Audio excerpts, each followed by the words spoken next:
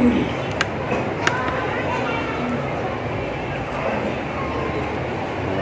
بالله من الشيطان الرجيم بسم الله يا من والصلاة والسلام على أشرف الأنبياء والمرسلين سيدنا عبدنا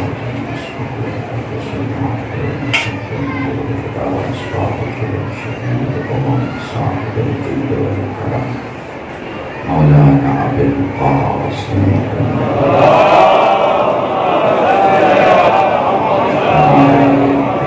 الطاهرين المعصومين المقبولين الشفيع المسلمين ما بعد الله سبحانه وتعالى بسم الله الرحمن الرحيم وما تشاءون إلا أن يشاء الله صدق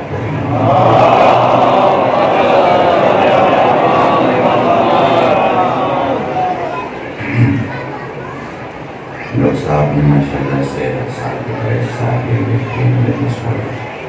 بھیا مائک کی آواز میں ایکو مائنس ایکو کون سیٹ کر رہا ہے مائک کون دیکھ رہا ہے ایکو مائنس کرو چلو ایکو کم کرو ہاں ٹھیک ہے مکسچر کو بٹن میڈیم پہ لاؤ مکسچر کا میڈیم پہ بیس اوپر کرو اور تھوڑا سا اور ہاں آواز آ رہی ہے آپ کو نہیں تھوڑا اور نیچے کرو ایک بار درود پڑے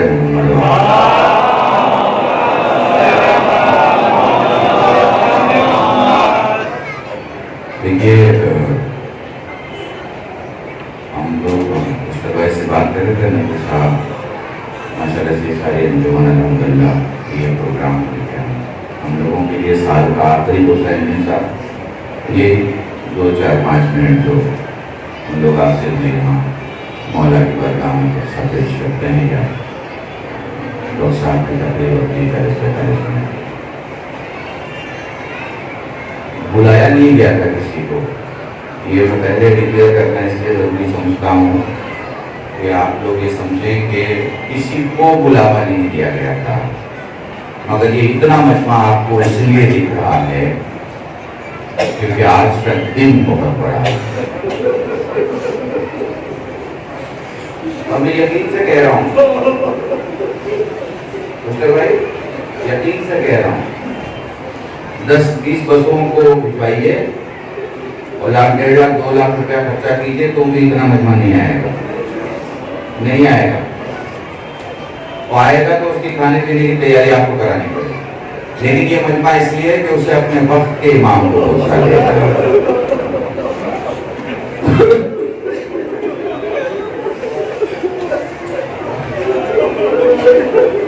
مولانا کی بات کر کے میں نے سوچتا تھا کہ کچھ فضائل بھی پڑھ لوں گا لیکن اس وقت نہیں ہے بالکل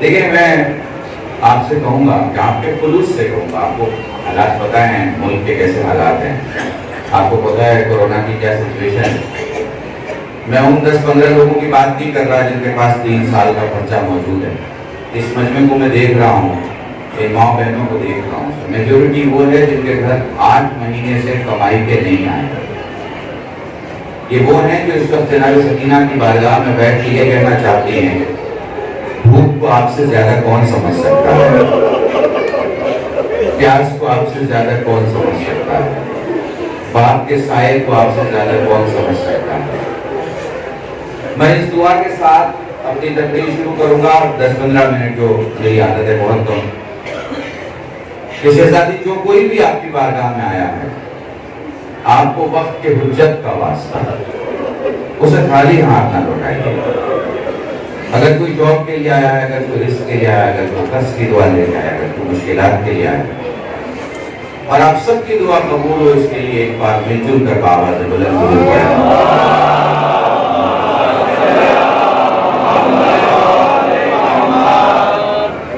باتیں اپنے جوانوں سے کہہ کے اور وہیں سے رکھ مسائل دیکھیے ہم شیعہ ہیں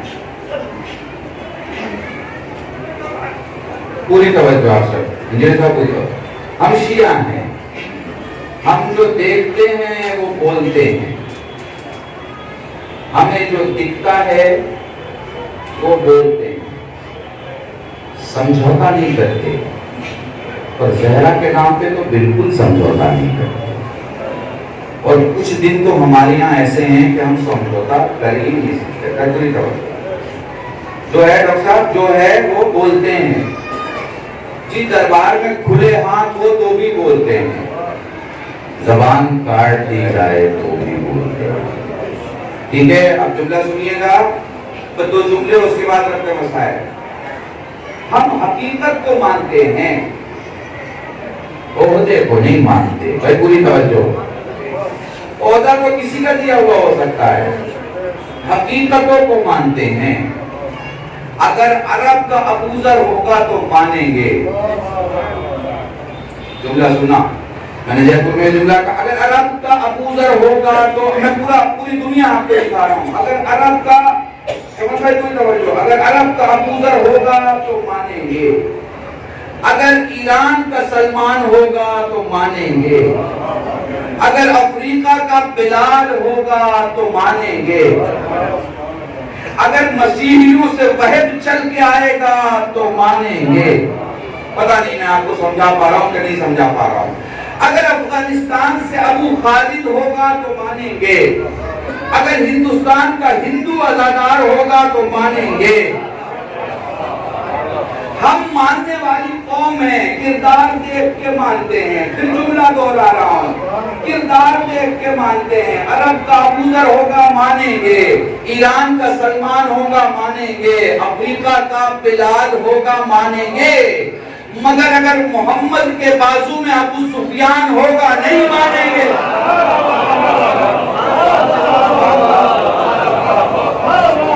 درود پڑھیں محمد وآلہ۔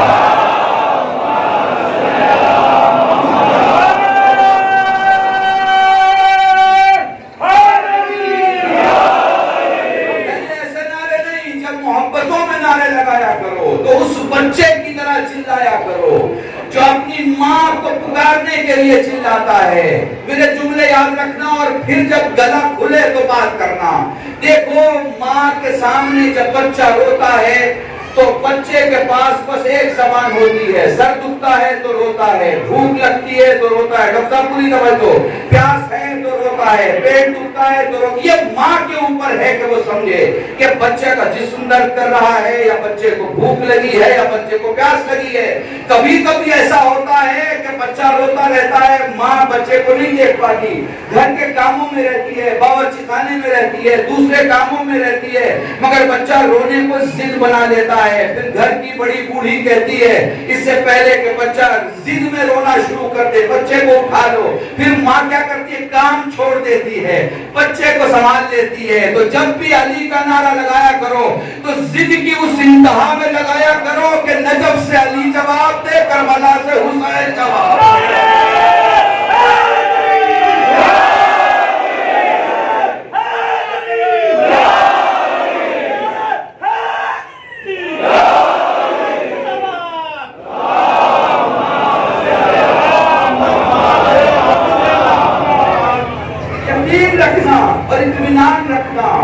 جو تمہارا رشتہ اہل بیت کے ساتھ ہے اور جو اہل بیت کا رشتہ خدا کے ساتھ ہے اس کا کوئی بدل نہیں۔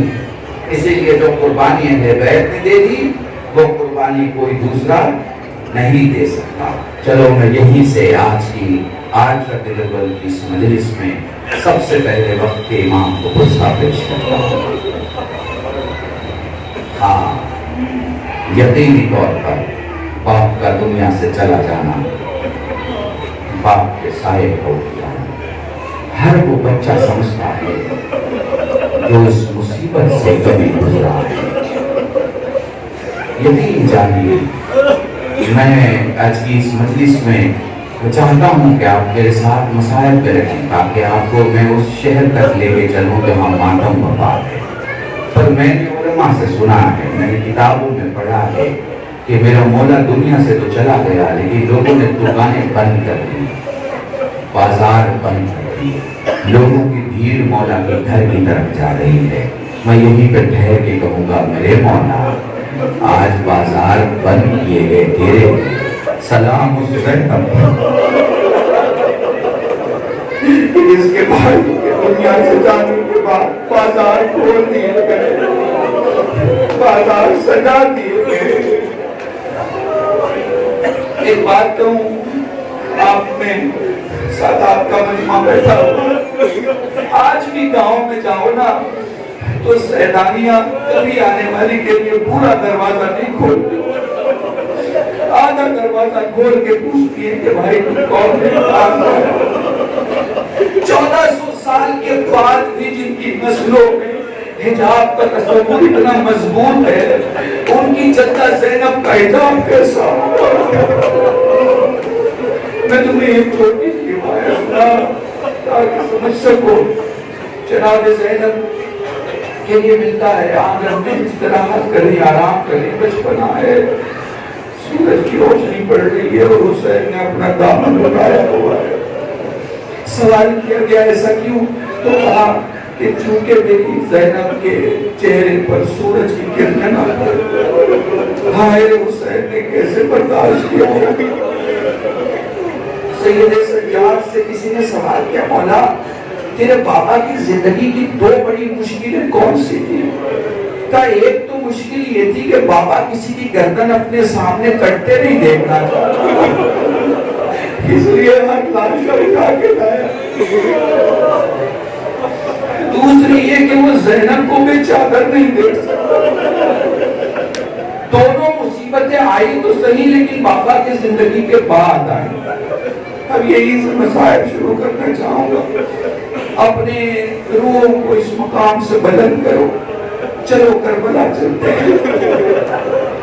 आप सब करबला से आ रहे हो।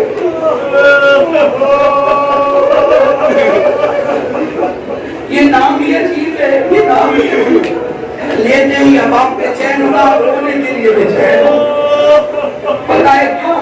इसलिए कि जिनका हक था रोने का, उन्हें रोने नहीं दिया। जज़ाकुमुल्लाह, खुदा तुम्हें कोई गम न दे सिवाय तुम्हें सैयद शुहदा। मेरे भाई डॉक्टर साहब, मसाइल की सारी रिवायतें लगभग आपको सुना दिया, मगर मैं अलग रिवायतें पढ़ता हूँ ताकि आज के मसाइल भी मुकम्मल हो जाए और तुम्हारे दो आंसुओं में मेरा सवाब भी शामिल हो जाए। जब भी हुसैन पे रोया करो, किसी सुन्नी आलिम से, मेरी माँ बहनों को हदिया कर रहा हूँ ये जुमला, किसी सुन्नी आलिम से, किसी अहले सुन्नत ने पूछा कि मातम कौन करता है। उसने पलट के कहा, तूने कभी मैयत देखी है?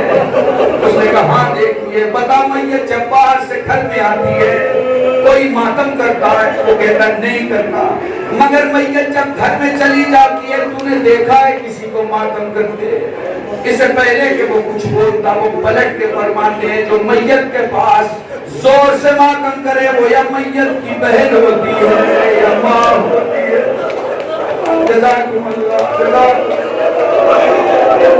अभी जो तुम्हारे सीने पे हाथ उठ रहे हैं ना, अभी जो तुमने जानूं पे हाथ मारे, सलाम उस सज्जाद को जो अपने हाथ सीने पे भी मारना पड़ा। हाथ बंधे थे, पाँव बंधे थे, गले में जो मैं तुम्हें आराम से लेके चलता हूँ।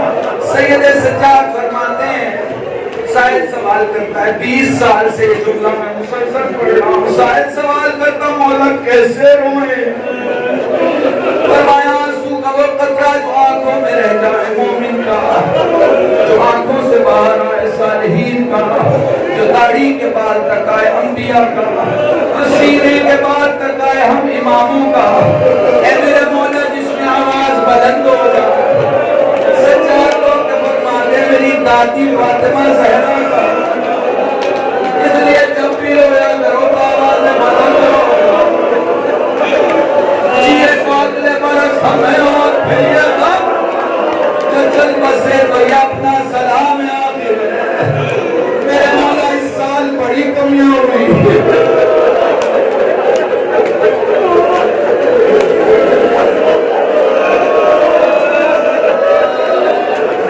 मेरे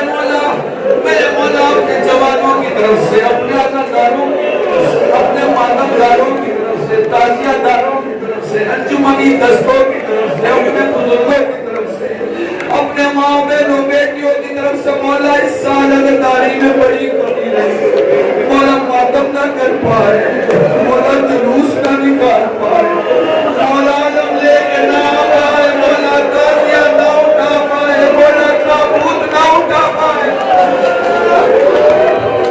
مگر مولا تیرے مجلس کے تقدس کی قسم ہے، دل میں محبت کم نہ تھی، آنکھوں میں آنسو کم نہ تھے۔ جزاکم اللہ چلو مسائب 30 منٹ کو یہاں سے شروع کرتا ہوں، بی بی مجھے طاقت دے، یہ بارگاہ جناب سکینہ کی ہے، ان کے بھائی علی اصغر سے شروع کر رہا ہوں، بولو میرے بھائی نے ابھی مسائب پڑھا تھا، آگے کی منزل بیان کر رہا ہوں، بولو حسین نے علی اصغر کو دفن کر دیا، ننھی سی قبر کھود کے اصغر کو گاڑ کے، شبیر اٹھ کھڑے ہوئے دامن کو جھاڑ کے، کبھی دائیں دیکھتے تھے کبھی بائیں دیکھتے تھے، پیچھے سے کسی کی سلام کی آواز، پلٹ کے لہرا کے لال نے کہا اس عالم غربت میں میری سلامتی چاہنے والا بھائی تو کون ہے؟ اس نے نزدیک آگے کہا مولا تیرے سمرہ کا قاصد ہوں، عطیہ کر رہا ہوں اپنی چھوٹی بچیوں کے حوالے یہ جملہ، مولا تیری سمرہ کا قاصد ہوں۔ حسین نے خط نکالا، حسین نے خط پڑھنا شروع کیا، 3-4 روایتوں کو جمع کر کے بہت کم لفظوں میں بتا رہا ہوں، تاریخ کے جملے پڑھ رہا ہوں۔ خط میں لکھا تھا بابا جب یہ خط تجھے ملے گا، تیرے بائیں میرا چچا عباس ہوگا، تیرے دائیں میرا بھیا علی اکبر ہوگا، بابا بھی تجھے خط تمام نہ کیا ہوگا کہ خیمے کا پردہ اٹھے گا اور میرا 6 مہینے کا علی اصغر روحانیوں کے بل چلتا ہوا باہر آئے گا، بابا میرے بھیا کو اٹھا لینا، بابا میرے بھائی کی پیشانی کا بوسہ لینا، میرے بھائی کے گردن کا بوسہ لینا، میرے بھائی کو چومنا۔ یہ جملہ حسین نے پڑھا، پڑھتے پڑھتے کچھ آگے بڑھے، لکھا تھا بابا میرے چچا کو میرا سلام کہنا، آگے بڑھتے بڑھتے فرات کا رخ کر کے فرماتے عباس تجھے سمرہ نے سلام کہا ہے۔ تھوڑا اور آگے بڑھے، کسی کونے کی طرف مڑے، یہ وہ مقام ہے جہاں علی اکبر گھوڑے سے زمین پہ گرے تھے، فرمانے لگے لال تجھے تیری سمرہ نے سلام کہا ہے۔ واپس پلٹے قبر کے پاس آئے، خط کو قبر کے اوپر رکھا، میرے لال علی اصغر تیری سمرہ نے تجھے بوسہ لینے کے لیے کہا ہے، کہ میرے لال اب وقت جانے کا وقت آ گیا، یہ کام تیری دوسری بہنیں کریں گی۔ جزاکم اللہ جزاکم اللہ، خدا تمہیں کوئی مقصد ہے سوائے تمہیں سید الشہداء کے جملے سننا۔ حسین جانے لگے، ایک بیٹی آگے بڑھی، اس نے سوال کیا، باپ نے جواب دیا، چند بیویوں نے کہا مولا فکر نہ کریں، سمرہ کی یہ وصیت ہم پوری کریں گے، ہم علی اصغر کی قبر پر جا کے کہیں گے میرے لال تیری سمرہ نے تجھے سلام کہا ہے۔ ہمیں کیسے بیان کروں اس وقت کو کیسے بیان کروں، امام زمانہ سے ہاتھ جوڑ کے، میرے مولا دفن ہو چکا، میرے مولا کفن ہوا، میرے مولا شان سے جنازہ اٹھا، مگر ہائے رے وہ حسین، 82 بار حسین نے اٹھنے کی کوشش کی، مگر میرا مظلوم امام اٹھ نہ سکا۔ علامہ حافظ کفایت حسین کہتے ہیں اپنی کوہنیوں کی طاقت سے حسین نے گردن اٹھائی، زمین کربلا کوہتا ہوا دیکھا، پوچھا ہے زمین کربلا تو کیوں بلند ہو رہی ہے؟ اے میرے مولا زینب پکار رہی ہے، واپس پلٹ میری زینب میرے زخموں کو نہیں دیکھ سکتی۔ اب جملہ سننا تاکہ تم سمجھ سکو، بولو ظالم آ گیا، بولو ضربوں پہ ضربے مارنا شروع ہوئی، قسم خدا کی پتہ نہ چلتا اگر سجاد مدینے میں ساری روایتیں نہ بتاتے۔ یزید نے شمر سے سوال کیا یہ بتا تو نے حسین کو کیسے مارا؟ نے کہا میں نے حسین کو 12 یا 17 ضربوں میں مارا۔ پلٹ کے یزید پوچھتا ہے کیا تیری تلوار تیز نہ تھی؟ وہ کہتا میری تلوار تیز تھی مگر راستے کے پتھروں پہ تلوار مار مار کے میں نے تلوار کند کیا تاکہ تجھ سے انعام زیادہ ملے۔ یہ بتا جب تو ضربے مار رہا تھا حسین کیا کہہ رہا تھا؟ شمر کہتا بڑا صابر تھا حسین، جب میں نے پہلی ضرب ماری وہ کہہ رہا تھا بسم اللہ و باللہ، جب میں نے دوسری ضرب ماری وہ کہہ رہا تھا سبحان اللہ، جب میں نے تیسری ضرب ماری وہ کہہ رہا تھا ماشاء اللہ، جب میں نے چوتھی ضرب ماری وہ کہہ رہا تھا الحمدللہ۔ 12 ضربوں تک حسین ہمنے الہی رہتا رہا، جب میں نے 13ویں ضرب ماری وہ کہہ رہا تھا اما سلام، جب میں نے 14ویں ضرب ماری وہ کہہ رہا تھا نانا سلام، جب میں نے 15ویں ضرب ماری وہ کہہ رہا تھا بابا سلام، جب میں نے 16ویں ضرب ماری وہ کہہ رہا تھا بھیا حسن سلام۔ میں 17ویں ضرب مارنے جا رہا تھا، میں نے دیکھا حسین کی گردن تن سے جدا ہو رہی ہے۔ حسین نے پوری طاقت سے گردن اٹھانا چاہی مگر حسین سے گردن نہ اٹھی۔ حسین نے آنکھیں پلات کی طرف اٹھائی، علی اکبر، جزاکم اللہ۔